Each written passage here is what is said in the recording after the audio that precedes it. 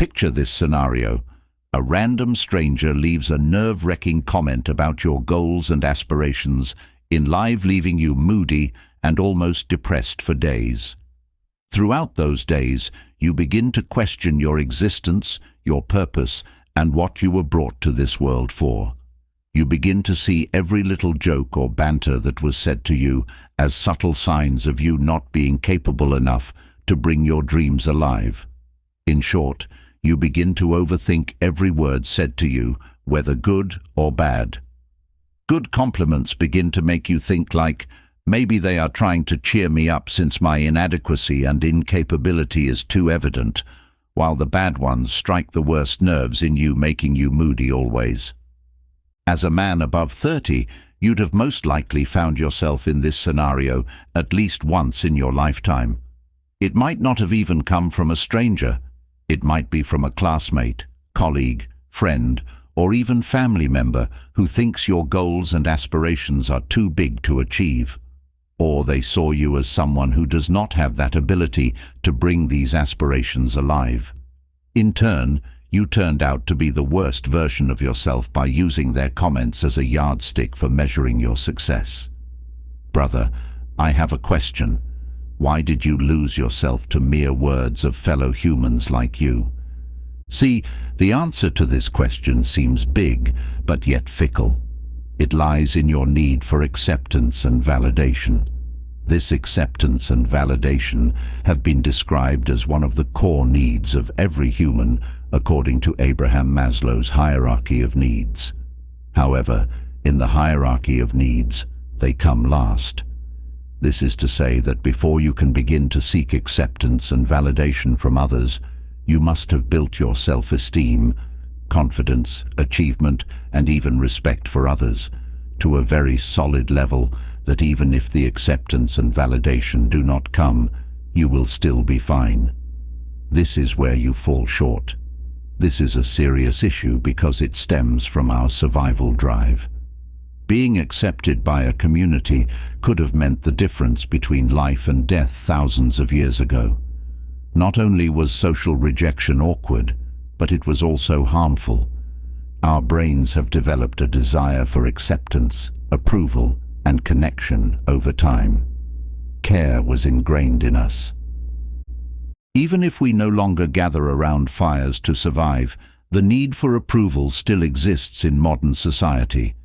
Consider it as a kind of internal compass. It draws us in the direction of things that provide us a sense of security, acceptance, and desire. Although this urge for connection is normal, it can have negative consequences. Although other people's ideas can help us grow or provide us with insight into alternative viewpoints, they can also become a hindrance if we rely on them excessively. This prevents us from living freely, well, and genuinely. Think about this for a moment. How often do you find yourself lowering your goals, softening your ambitions, or filtering your comments in order to avoid criticism? It is a typical occurrence. However, each time we do this, we give up a little bit of who we are, entrusting our happiness and sense of value to other people. The truth is, however, that genuine freedom and confidence do not result from avoiding criticism or silencing others.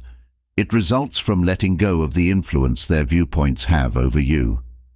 Let's take a different approach to this.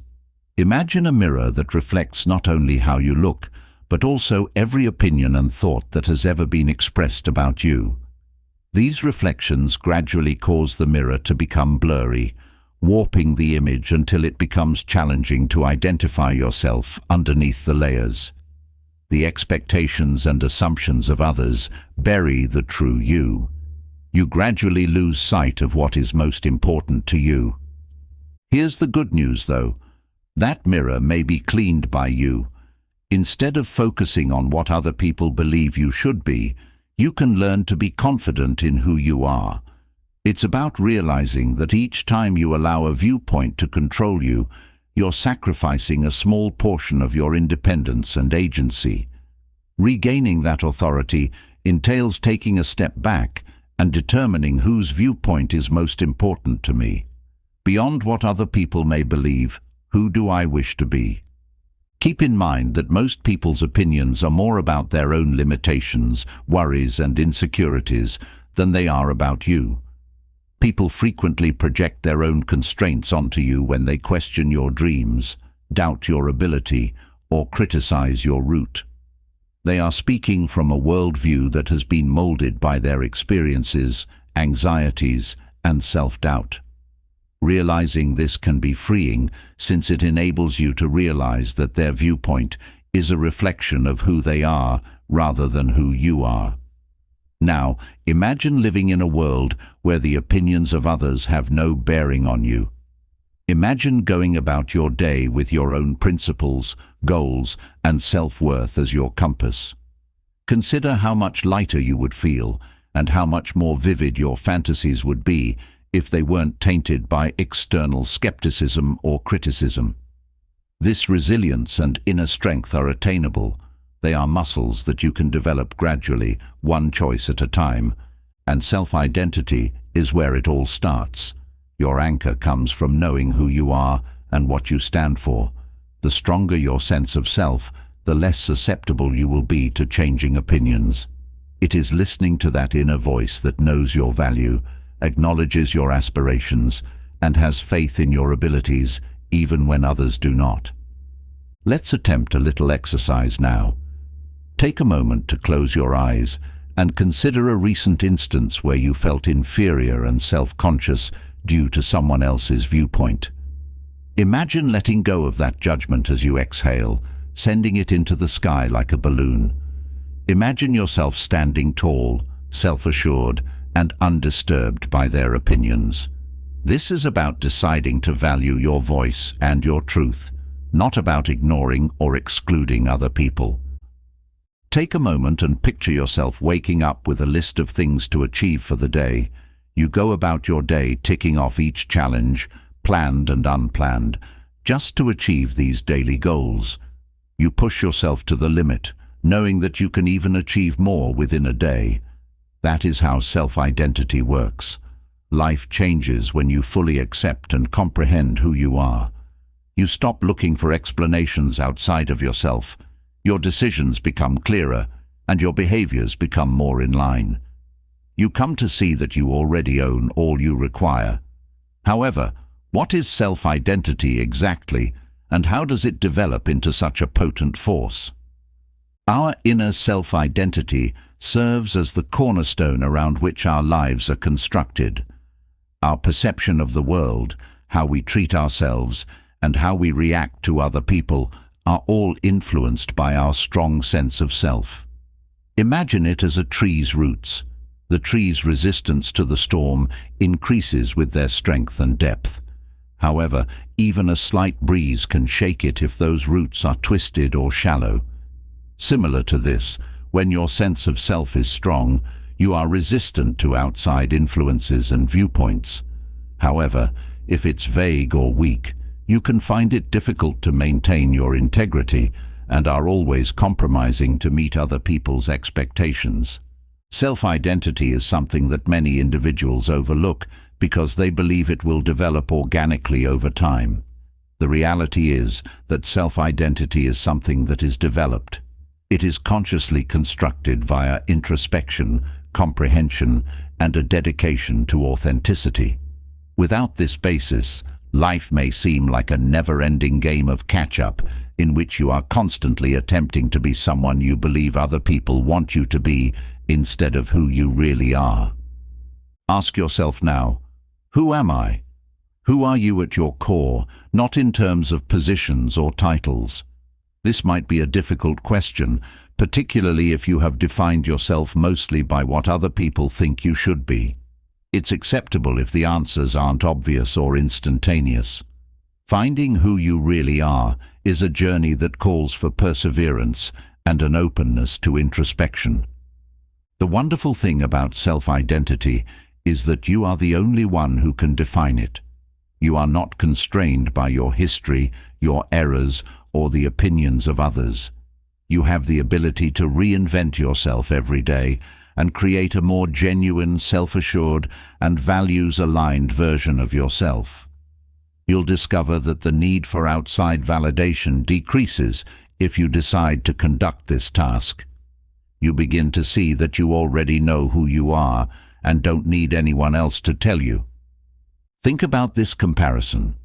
Picture your life as a journey through a huge forest.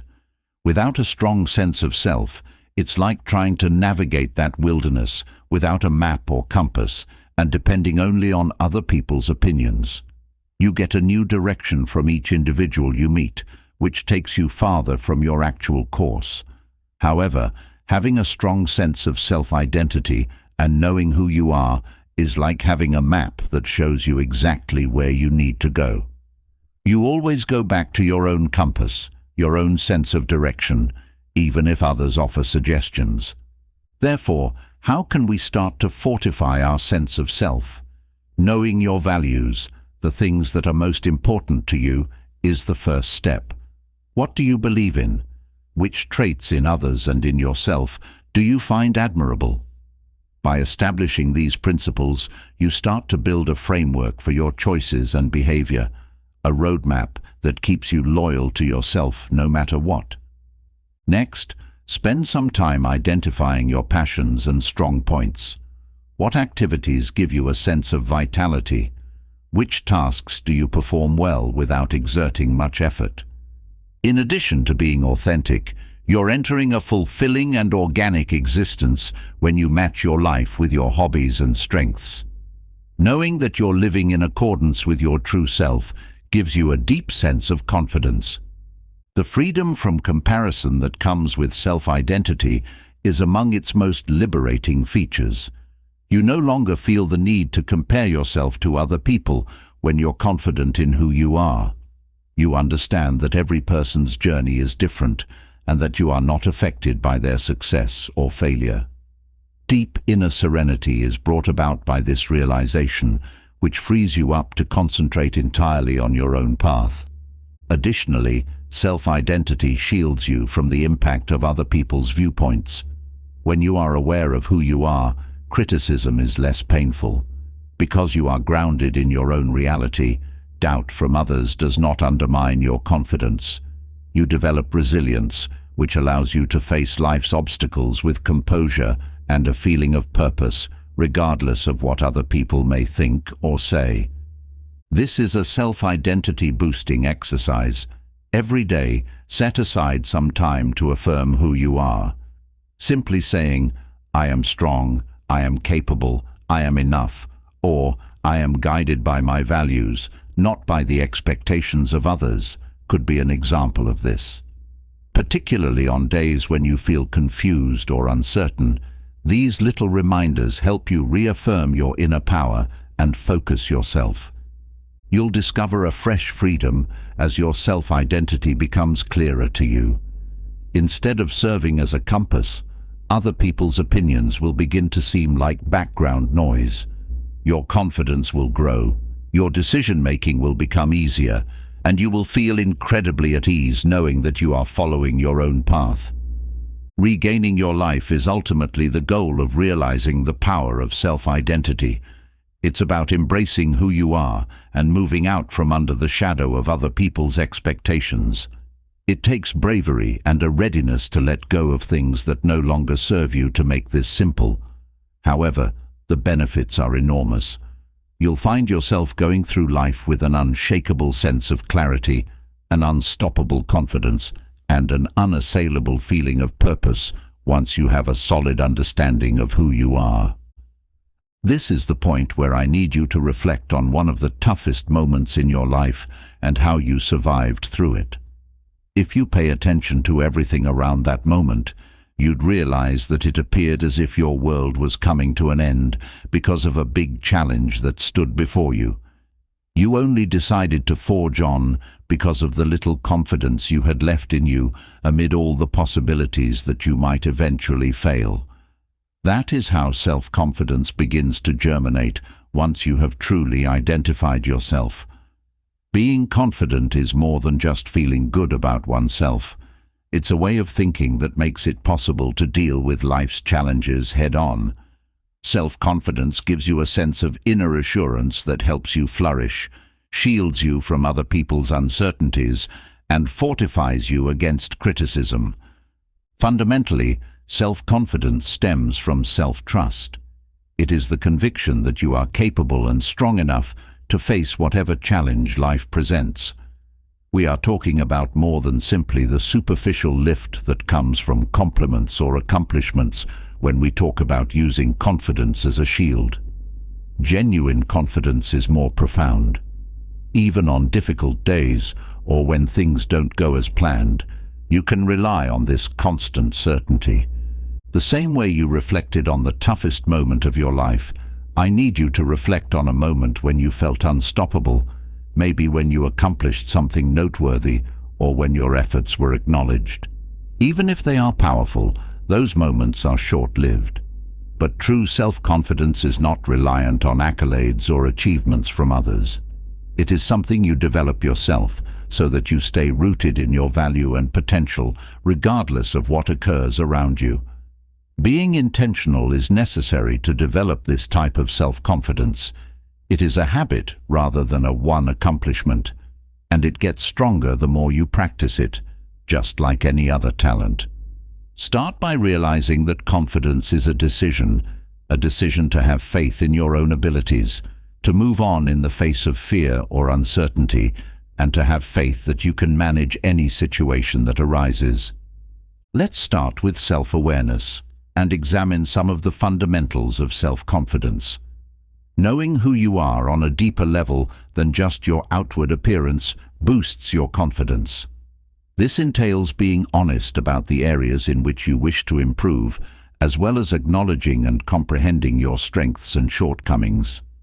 Being self-aware helps you stay grounded by reminding you of your principles and reaffirming that your value is independent of other people's perceptions of you.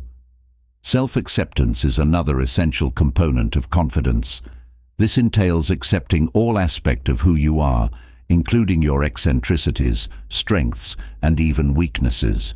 You are less likely to be influenced by the opinions or expectations of others when you accept who you are. Consider it this way: criticism doesn't pierce as deeply when you remain true to yourself. You can look at it objectively rather than as a personal jab, realizing that other people's opinions don't define who you are. Taking action also boosts your self-confidence. We occasionally wait for confidence to strike before venturing outside of our comfort zone. The secret, though, is that confidence frequently comes after action rather than the other way around. You develop a reserve of self-confidence every time you push yourself, even in tiny ways. You start to realize that you're stronger, more capable, and more resilient than you once believed. This readiness to take action in spite of fear is what turns self-doubt into confidence. Let's discuss failure. Although it is simple to view failure as a sign of a lack of confidence, it is actually one of the best chances to develop resilience. Tell yourself, "I can handle this," when you encounter a setback and continue. You strengthen your conviction in your own resilience every time you get back up after falling. Instead of allowing failure to define you, take it as a springboard to become more resilient and confident. With this mentality, failure becomes a source of confidence. Positive self-talk is another effective strategy for boosting confidence. The way we talk to ourselves directly affects how we believe in ourselves. Consider this: would you advise a buddy that they are unworthy or that failure is inevitable? Probably not. So why tell yourself those things? Make a deliberate effort to think of positive affirmations instead of negative ones. Every day, remind yourself of your accomplishments, your abilities, and your capacity to overcome obstacles. This constructive internal dialogue develops a more resilient and self-assured self over time. Being confident is about feeling fear and self-doubt and still deciding to act on them, not about never experiencing them. It all comes down to making progress, no matter how tiny. It's not necessary to be loud or showy to be confident. Sometimes, no matter what happens outside of you, It's a calm, constant force that keeps you centered and anchored. This type of self-assurance serves as a shield, enabling you to face life with bravery and fortitude. To put this into practice, let's attempt this exercise. Make a little daily objective that pushes you just a bit outside your comfort zone. Starting a conversation with someone you like, trying something new, or standing out in a meeting could be all that is required. Take time to recognize your progress when you reach these modest objectives. These triumphs, no matter how minor, serve as the foundation for your confidence shield. Consider every experience you gain and every obstacle you surmount as an additional layer of protection. This shield gets stronger with time, shielding you from both internal and external negativity. And as it increases, so does your capacity to take on increasingly difficult tasks with confidence that you possess the necessary skills to accomplish. Lastly, keep in mind that developing confidence takes time. It is not a thing that can be achieved and then forgotten about. On certain days, you may start to doubt yourself or experience failures that cause you to lose faith in yourself. This is normal. It's important that you continue to take action, have faith in yourself, and gradually increase your self-assurance. Maybe once, maybe more than, but you would have faced criticism in your life before the age of 30. What does that tell you? Criticism is part of the game, and you should get used to it. Consider the term criticism. For many of us, it evokes uneasiness, even fear. We worry about the hurt of criticism and the vulnerability of being perceived as imperfect. However, what if we could change the way we think about criticism so that it no longer hurts us, but instead aids in our development? Think of criticism as a tool, one that may raise, improve, and sharpen us when applied properly. It transforms from something to be avoided to a useful tool in our quest for personal development. Reframing criticism does not imply that all comments will be positive or that all criticisms are equally important. It entails altering the way we perceive and react to criticism.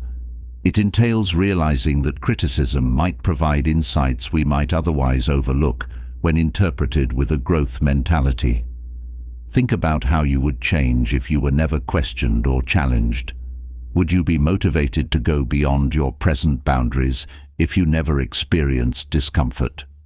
Change is frequently sparked by criticism, whether it comes from other people or from introspection. It highlights blind spots or places that we might not be able to see completely on our own. Distancing yourself from criticism is the first step in rephrasing it. A criticism of your actions or work does not imply a criticism of you personally.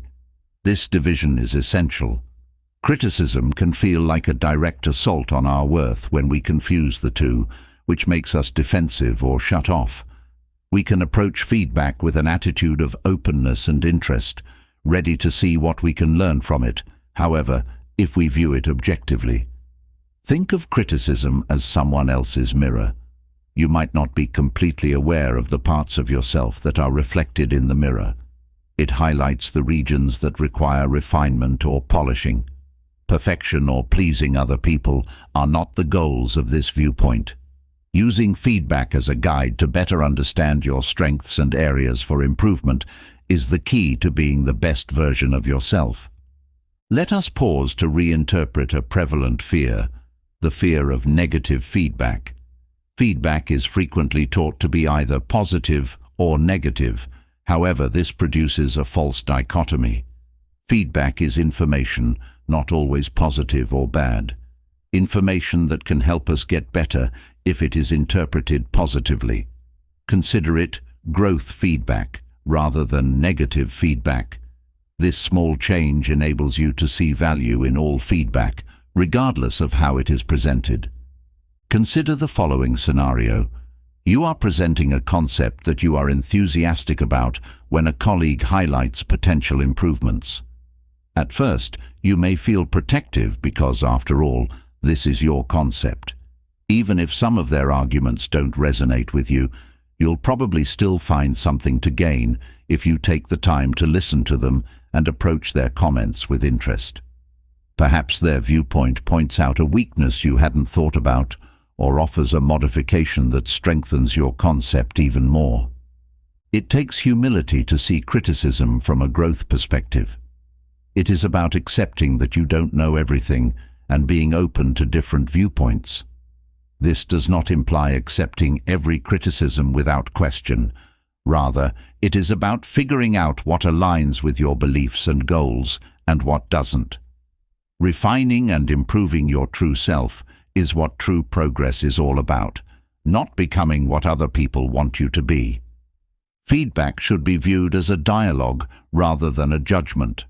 When someone gives you feedback on your work, it's a conversation starter rather than a final assessment of your skills. Ask inquiries rather than defending yourself. Become interested. What made them provide feedback?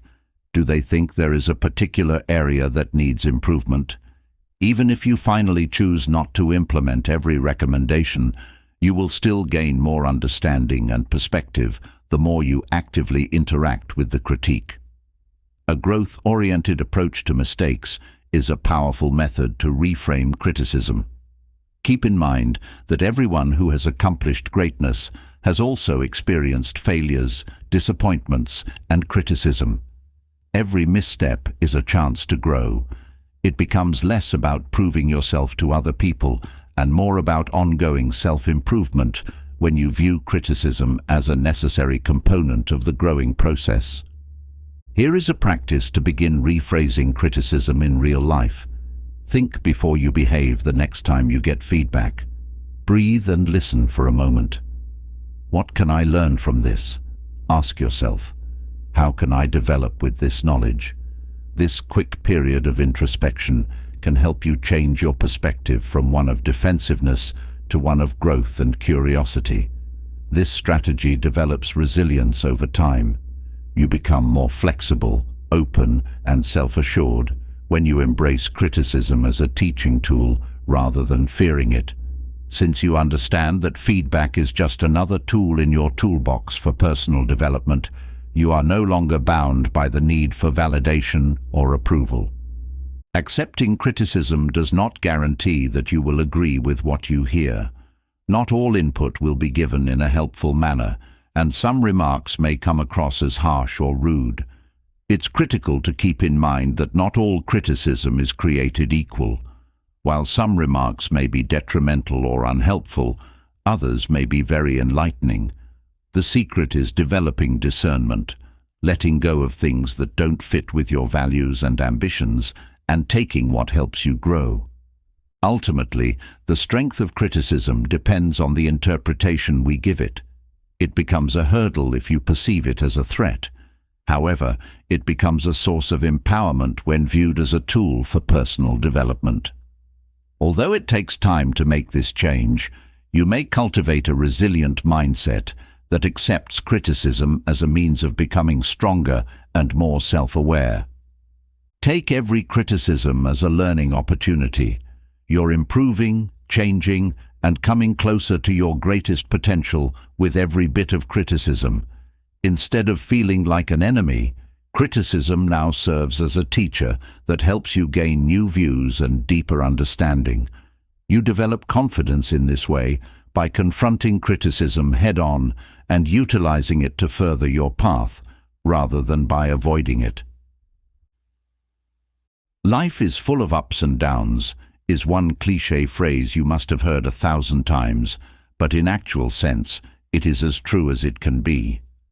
Eras come to an end, and new eras begin, and this is applicable to everything we might be going through in life. In some moments, it might appear as if life is beautiful, and there should never be an end to such moments. Some of these moments include getting a job, falling in love, making a huge sum of money, and the like. In some other moments, it appears as if life is a punishment phase for the sins you might have committed in a universe where you existed before now. Some of these moments include losing a job, losing a loved one, getting involved in a life-threatening accident, and the like. The truth is that eventually these moments will pass by, whether good or bad. It is through these continuous momentary changes that we are made or destroyed. Whoever relaxes excessively during the joyful moments might lose their joy if care is not taken, and whoever is resilient during the harsh moments gets the chance to become joyful again. The ability to handle these highs and lows with equilibrium, recover when things go wrong, and maintain composure under pressure or hardship is known as emotional resilience. Think of emotional resilience as a strong foundation that will help you weather life's storms and provide you the adaptability to change, develop, and prosper. Building the inner resources to face challenges with grace and power is what resilience is all about, not dismissing them or repressing feelings. Just like building confidence, self-awareness is the first step in developing resilience. It is the capacity to identify and accept our own feelings, no matter what they may be. Being open and honest about our feelings helps us deal with them instead of allowing them to control us. Resilience is not something you either possess or lack. Rather, it is a skill that can be acquired over time. Resilience develops by practice and nurturing, much like physical strength does via exercise. Changing your viewpoint is also one approach to begin developing resilience. Try rephrasing a difficulty by asking, "What can I learn from this?" as opposed to, "Why is this happening to me?" A challenging circumstance can be turned into a chance for development with this minor shift of perspective. You begin to see yourself as an active participant in creating your experiences rather than as a victim of your circumstances. This change gives you the ability to find purpose even during difficult circumstances by serving as a reminder that setbacks are temporary and frequently teach us important lessons. Another essential component of resilience is self-compassion. Self-criticism is frequently our initial reaction to failures or setbacks. "I should have done better," or "I'm not strong enough," are possible thoughts. However, resilience is about progress rather than perfection. By showing yourself compassion and understanding, you're fostering a healing environment within yourself that facilitates recovery. You become your best ally, encouraging yourself instead of passing judgment, and you stop being your worst critic. Resilience can be compared as a tree that bends with the wind. The tree sways and bends in response to the storm's energy rather than standing erect, which enables it to bear the strain without shattering. The same is true of emotional resiliency. We are better equipped to adjust and develop during challenging times when we are adaptable and receptive to change. This is about striking a balance between admitting your sentiments and moving on, not about repressing them or denying the situation's genuine nature. Practicing mindfulness is another useful strategy for developing resilience. We learn to be mindful by observing our thoughts and feelings without passing judgment and by remaining in the present. We can learn to react to circumstances with clarity rather than reflexively or fearfully by engaging in mindfulness practices. Even in difficult situations, we may make decisions that are consistent with our beliefs and objectives when we are mindful because we are more aware of our emotions. Gratitude is another strategy for building resilience. Although it may seem easy, setting aside some time each day to consider your blessings might help you change your perspective from what is wrong with your life to what is good. Gratitude grounds us in perspective by reminding us of the good things in life, not by downplaying the existence of difficulties. By emphasizing thankfulness, we teach our brains to look for the positive even in the face of adversity, which can increase our resilience and keep us optimistic. Building a strong support system is also essential for resilience. Since humans are social creatures, having relationships with other people can offer support, direction, and courage when things get hard. Be in the company of people who encourage you, who have faith in your capacity to overcome obstacles, and who provide you with judgment-free support. Asking for assistance is a show of strength and self-awareness, not weakness. By recognizing that you don't have to face obstacles alone, you're strengthening your resilience when you let other people help you. Healthy boundary setting is another aspect of resilience. We deplete our emotional reserves when we take on too much or let bad influences into our life. Setting limits enables us to safeguard our energy and concentrate on the important things. We're fostering an atmosphere that promotes our emotional health by learning to say no in order to safeguard our time and mental space. Boundaries are safeguards that enable us to engage with the world in a sustainable and healthful manner. They are not obstacles. Patience is another crucial component of resilience. It takes time to develop emotional resilience, and progress is not instantaneous. You will have days of strength and days of weakness. The journey includes allowing oneself to feel the entire spectrum of emotions and practicing self-compassion. By approaching every day with patience, you're allowing yourself the room to develop without feeling rushed or judged. Having the guts to confront your concerns is another aspect of resilience. The dread of going through challenging emotions or failing in some way is frequently what prevents us from being resilient. However, such concerns lose some of their influence over us when we are prepared to face them. Choosing to continue forward in spite of your worries does not imply that you will not experience fear. Every time you face a fear, you're enhancing your resilience and demonstrating to yourself that you can manage any situation. To help you develop resilience in your everyday life, let's attempt this activity. Take a deep breath and ask yourself, what's one small thing I can do to improve this situation? The next time you're feeling overwhelmed or demoralized, you're enabling yourself to go forward instead of becoming immobilized by the task by concentrating on tiny, doable tasks. Emotional resilience ultimately comes down to inner strength. It is the silent assurance that you can adjust, grow, and learn from any situation. Being resilient indicates that you will find a way to get through difficult times, but it does not imply that life will be without them. It's about developing an attitude that views obstacles as opportunities to grow into your most powerful self, rather than as obstacles to overcome. Many of us spend a significant portion of our lives trying to win over our friends, family, workplace, and society at large. Since we're social creatures, it's normal to crave approval and validation. However, there is a distinction between living your life to please other people and having good relationships. We risk losing sight of who we really are when we depend too much on approval from others. We start to change who we are to meet the expectations of others rather than being true to ourselves, frequently at the expense of our own contentment and sense of identity.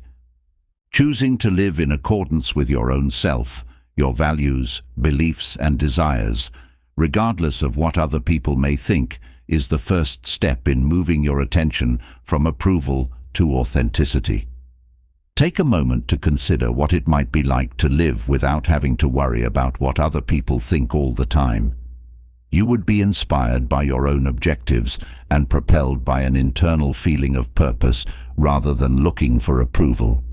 It is liberating, potent, and the secret to a truly fulfilled life. Developing self-awareness is a first stage in this process. Think about the things that truly resonate with you, not what you believe you should value. Asking yourself questions like, who am I when no one else is watching? Or, what do I really care about? May be beneficial. You gain a better insight of your true self by answering these questions. It will be simpler for you to make choices that are consistent with your beliefs when you start to realize these facts, even if such choices aren't widely accepted or understood by others. Letting rid of the need for continual validation is another crucial component of this change.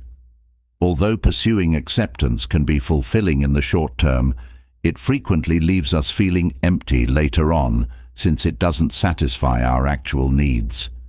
We stop seeking approval and instead follow our own path when we concentrate on living truthfully. We choose to appreciate our inner guidance just as much as, if not more than, other viewpoints. This does not imply that we completely reject or disregard other people's ideas. Accepting your flaws is another aspect of living an authentic life. Our need for approval frequently arises from the idea that we need to be perfect in order to be accepted. However, authenticity is about fullness rather than perfection. It is the bravery to show vulnerability, acknowledge when we're having difficulties, and accept responsibility for our mistakes as a necessary part of the process. Being genuine enables us to be perceived for who we really are, which can strengthen our bonds with other people. Sincerity is valued by others, and when you are authentic, it inspires others to be the same. It takes a lot of introspection to change the emphasis from approval to sincerity. Personal limits are a strong practice. Boundaries are rules that safeguard our time, energy, and mental space. They are not walls. It is simpler to live truthfully without feeling under constant pressure to please others when we establish boundaries because we respect our own needs and interests. This could entail turning down social invitations that don't appeal to you or refusing assignments that don't fit with your objectives. You're reaffirming your dedication to living a life that is authentically you by respecting your boundaries. Throughout this path, self-compassion is also crucial. When we're too preoccupied with getting other people's favor, we tend to be harsh with ourselves because we think we have to prove ourselves. Compassion for oneself is the remedy for this. It involves treating oneself with the same consideration and compassion that we would show a close friend. Being self-compassionate means treating ourselves with kindness as we develop. It does not imply complacency. We begin to feel less dependent on outside approval when we show ourselves love, since we are already providing ourselves with the necessary acceptance. Making your behaviors consistent with your principles is a useful step toward authenticity. For example, if you place a high value on creativity, look for opportunities to use it in your everyday activities. Maybe you might schedule time every week to work on a creative endeavor, whether or not others find it interesting or notice it. Respecting your beliefs helps you create a more contented and aligned existence, which lessens the desire to win acceptance because you're already taking care of yourself. Thinking about your why, the motivation behind your objectives and deeds, is another technique to increase authenticity. Are you acting out of a sense of personal fulfillment or out of a desire to gain acceptance? You may maintain your connection to your true self by regularly checking in with your motivations. Ask yourself, does this truly align with who I am and what I want? Whenever you are tempted to do anything merely to get approval, this practice can eventually develop into a strong compass that helps you return to your true self anytime you start to feel the need to please others. Imagine this change as if you were standing securely in place, unfazed by the gusts of opinion that blew by you. You're grounded in your own reality rather than wobbling with every gust of wind. This doesn't imply that you're inflexible or stiff. Rather, it indicates that you're committed to following your own inner guidance while remaining receptive to what others have to teach you. We experience a greater sense of contentment when we live authentically, since we aren't always looking for approval to be who we are. To make this idea more tangible, let's attempt a quick exercise. Consider a situation in your life where you frequently feel the need to win acceptance. It might occur in your relationships, at work, or even in conversations on social media. Now, consider how you would handle this topic if you weren't concerned with what other people thought. What would be different? How would you behave differently? You're sowing the seeds of authenticity by imagining this situation, which might assist you in progressively changing your behavior to reflect who you really are. Recall that moving from approval to authenticity is a journey rather than a final goal. It's normal for the need to be validated to resurface occasionally. When it happens, gently remind yourself how important it is to live a genuine life. Remember that knowing that you're being true to yourself is what brings true fulfillment, not what other people think. Your relationships and general well-being will probably improve as you follow this course. Authenticity attracts others, and the more sincere you are, the more you'll pull in relationships that complement who you really are. Additionally, since you are no longer bound by the opinions of others, you will have inner peace. You have complete freedom to be who you are, flaws and all. There are opinions everywhere. We are continuously surrounded with opinions about us, our lives, and our actions from other people. Feedback can be beneficial, but being surrounded by other people's viewpoints all the time can make us feel uneasy, overwhelmed, and cut off from who we really are. This is why it's so crucial to learn how to respect other people's viewpoints. We can better preserve our peace, uphold our morals, and make decisions that are truly consistent with who we are when we establish these limits. Setting limits on other people's viewpoints does not entail excluding them or disregarding their counsel. Rather, it's about deliberately choosing which viewpoints to allow into your life and which to allow to shape you. There are opinions everywhere. We are continuously surrounded with opinions about us, our lives, and our actions from other people. Feedback can be beneficial, but being surrounded by other people's viewpoints all the time can make us feel uneasy, overwhelmed, and cut off from who we really are. This is why it's so crucial to learn how to respect other people's viewpoints. We can better preserve our peace, uphold our morals, and make decisions that are truly consistent with who we are when we establish these limits. Setting limits on other people's viewpoints does not entail excluding them or disregarding their counsel. Rather, it's about deliberately choosing which viewpoints to allow into your life and which to allow to shape you. Think of your heart and mind as a garden where each new viewpoint is a possible seed. You shouldn't sow every seed. While certain viewpoints will help you grow, others might only occupy space or even get in the way. You may decide which seeds to plant and which to let go by establishing limits. Understanding your own priorities and values is an excellent place to start. Knowing your priorities makes it simpler to distinguish between viewpoints that support and contradict your beliefs. Think for a moment. What are your basic beliefs? What are your objectives, and what values direct you to achieve them?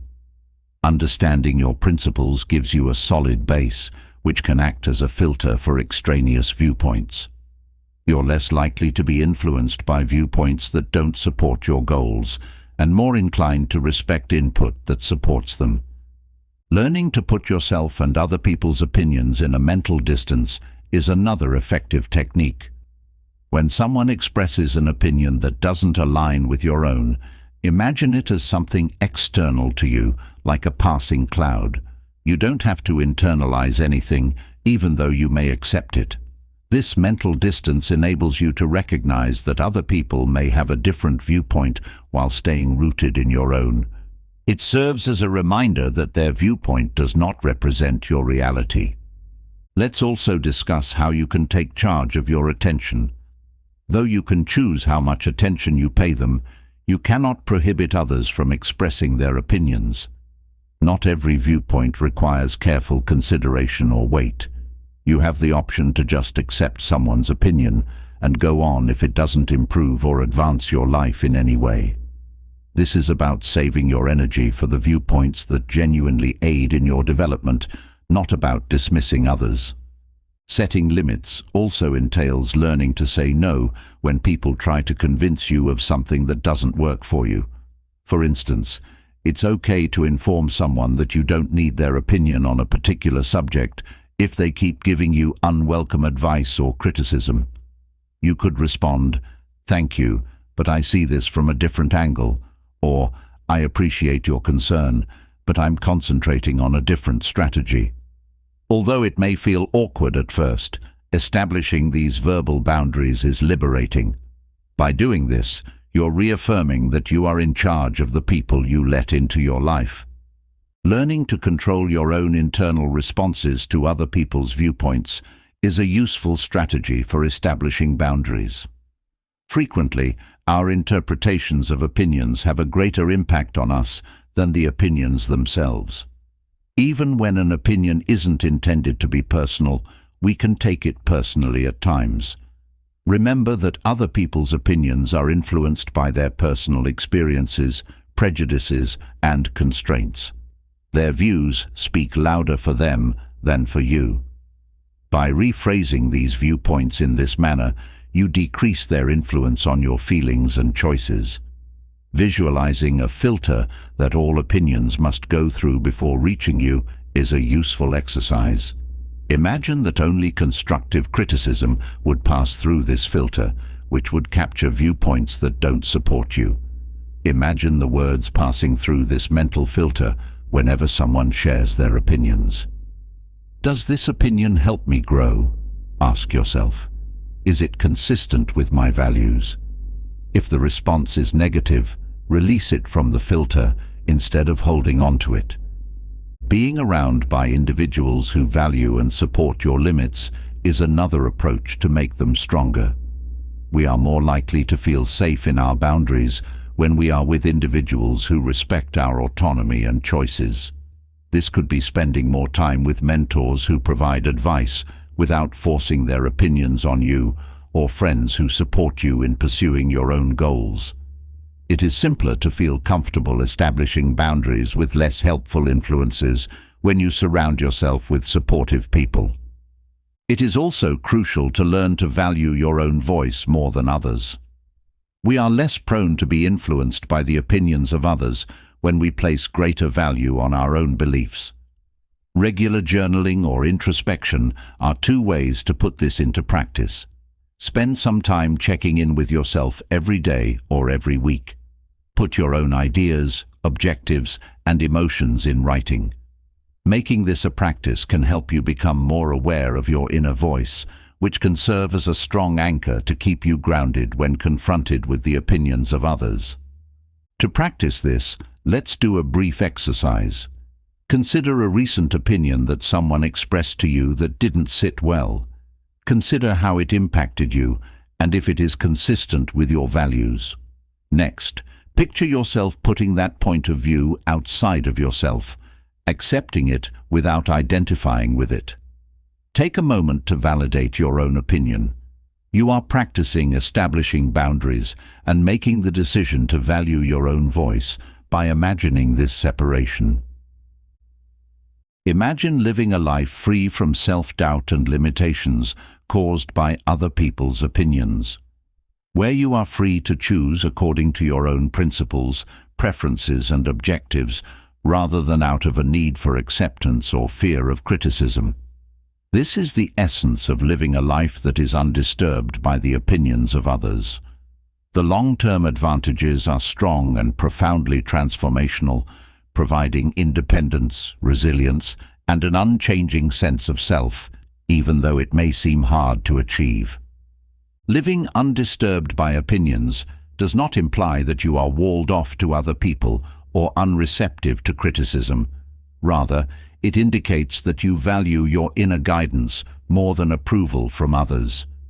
We begin to experience long-term progress and a stable, unshakable tranquility when we adopt this way of being. A greater sense of personal independence is one of the main advantages of this way of thinking. You may concentrate on the things that are most important to you rather than worrying about how you come across to other people. Consider what it would be like to follow your dreams and goals without worrying about how people may react to them. You can live a more genuine and purposeful life by letting go of the expectations of other people. A greater sense of resilience and confidence is another potent advantage. You stop seeking validation from outside sources once you are unaffected by other people's opinions. Rather, your self-acceptance and faith in your own skills are the foundations of your confidence. You can become more resilient to criticism and setbacks with this foundation. Negative comments are less likely to derail you, and you may accept constructive criticism without allowing it to diminish your sense of value. Long-term, this resilience makes it easier for you to overcome obstacles and disappointments, since you know that your worth is independent of other people's opinions. Making decisions that are more coherent and straightforward is another benefit of living a life that is mainly unaffected by the views of others. You're more in tune with your own intuition and judgment when you're not distracted by what other people think. Making better decisions that represent your actual wants and desires can result from this insight. These choices eventually create a fulfilling and meaningful existence. You have the freedom to create a life that truly fits with who you are, rather than going down expected or other people's pathways.